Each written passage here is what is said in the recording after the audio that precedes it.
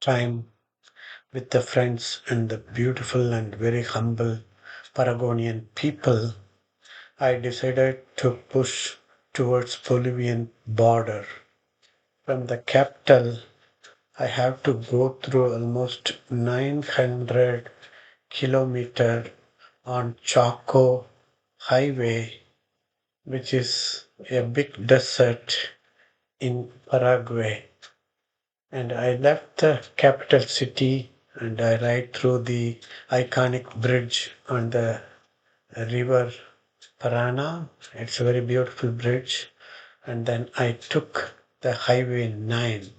It's almost 900 kilometer, very hot climate. I decided to divide the journey into multiple days. I joined the highway 9. The landscape changed drastically with the palm tree. It's a special tree in Chaco Desert. It is called Carende palm and it can grow up to 25-meter long and it has some kind of palm fruit and it play a very vital role in the desert ecosystem. It provides a shelter and food for various animals in the Chacos desert. And also, the leaves are used for weaving baskets and mats, and sometimes roofing also. The wood also used for some construction or grafting for a durable item. It has some traditional medical or medicine effect also. And this, even though it is a desert, um, it has a lot of animals and birds. Fruit, there is no many gas stations available, so we have to plan and effectively use it. As usual, there is a lot of attention on my bike on each gas station. Restaurant, and they are putting their sticker. All right, thank you.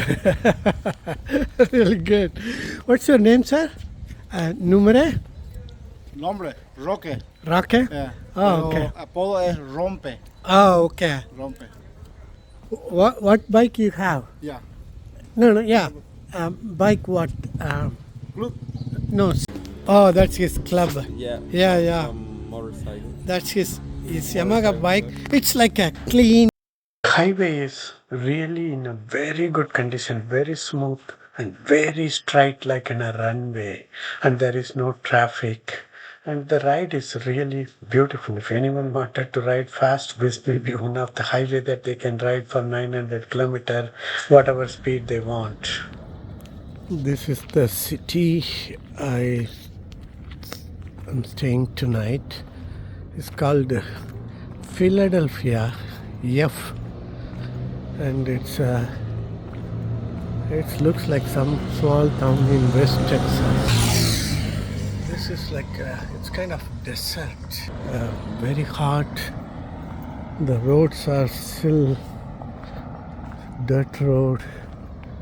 Some small town in West Texas, extremely quiet, no people.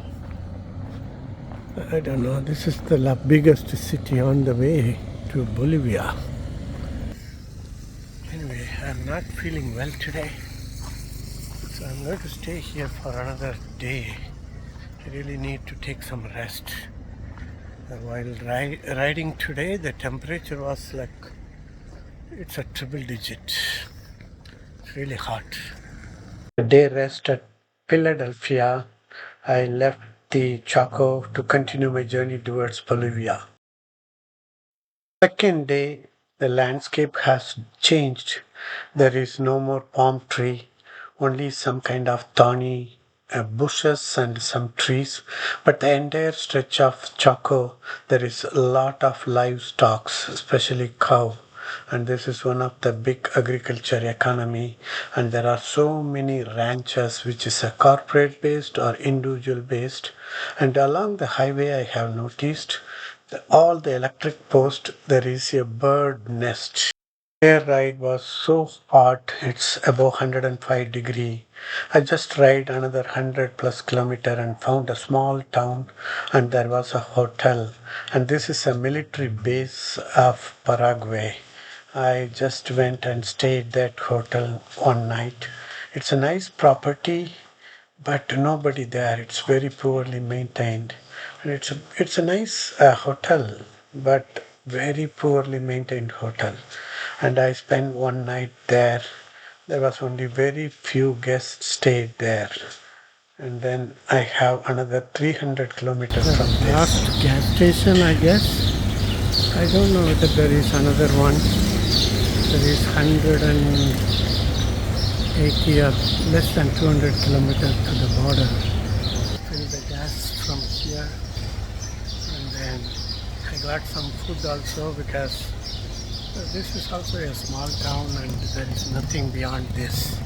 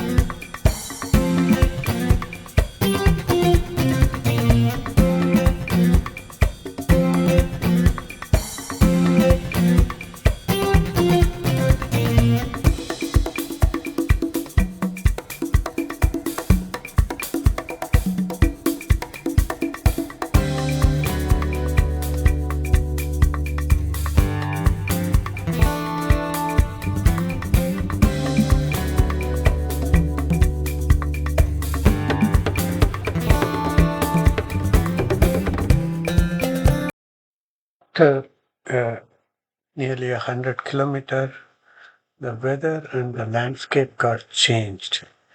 It became cloudy, started raining, light rain, and the temperature dropped to 70s. It was very surprise. Last 2 days I was riding in 100 and 105 degrees. Suddenly in the same highway, the temperature becomes 70 and it's very cold. It started raining. And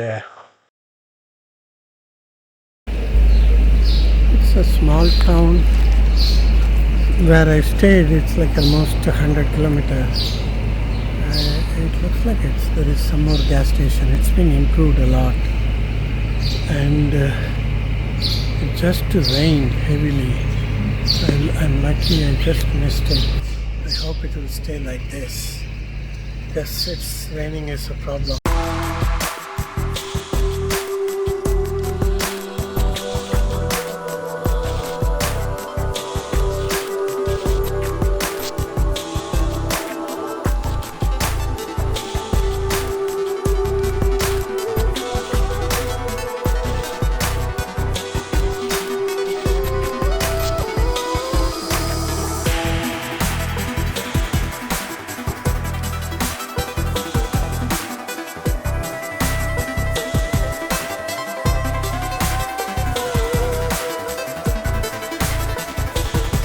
I think it's another 100 kilometers to the border,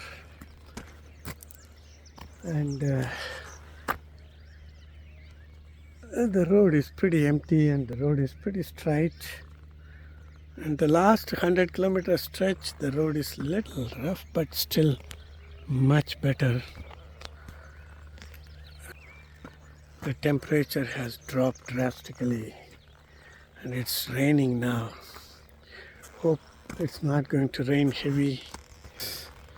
If it rains, then it's going to be difficult. So I hope the rain will stop or it's not going to be heavy and take break. after 3 days of riding with some health issue, I had a fever. And the first 2 days it was triple digit.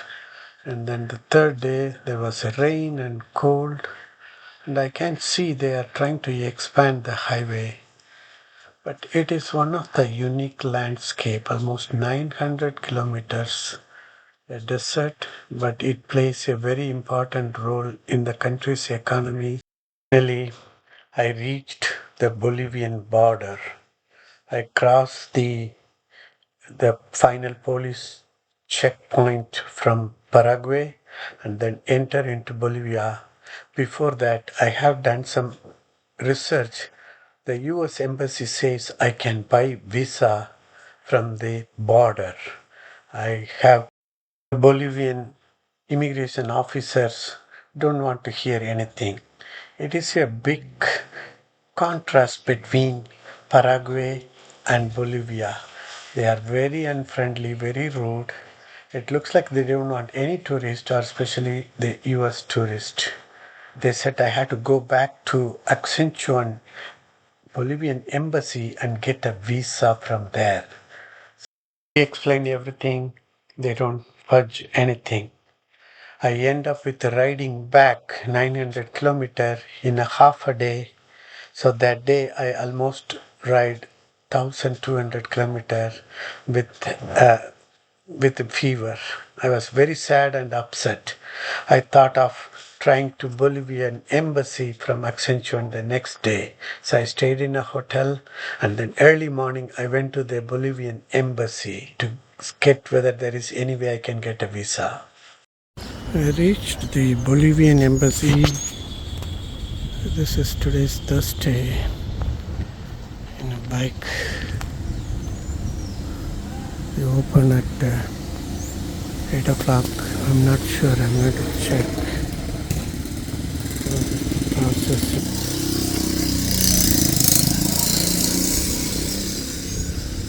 It's extremely frustrating. This is the Bolivian embassy. They denied my visa, saying that I have to have too many things. It looks like Bolivia is not interested in promoting their tourism. It sucks.